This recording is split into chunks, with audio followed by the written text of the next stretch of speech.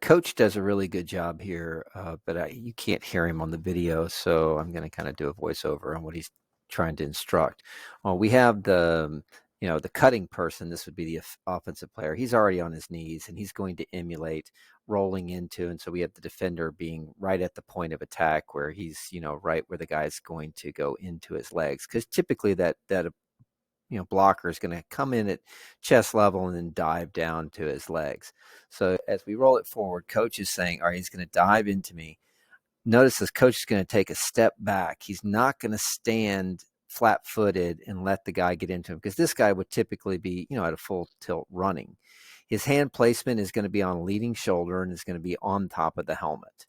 And then he's going to push him, literally exert force. He's not swatting. He's not trying to let him go by. He's literally engaging him and pushing him into the ground.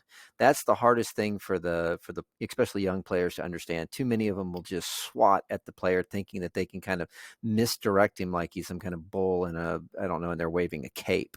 And I guess that analogy would literally be grabbing the bull by the horns and tossing him into the ground. So that's what we're trying to get across when we coach this. We have a player here on the next, or let me go back a slide, and we're gonna, the coach is gonna. This is what coach doesn't want to see is players here, and we see and he's slapping. See how he just slaps him with his hands.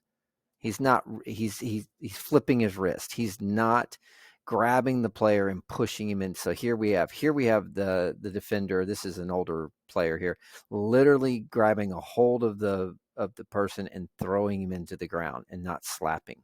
That's what we're trying to make sure. So what we're watching for when we're doing this drill is if they're just slapping at him like that, that's not what we're trying to achieve. What we're trying to achieve is right down here where we're literally going to push him into the ground, give ground, and then get up the field, or set our edge, because most of the time this is going to be a defender.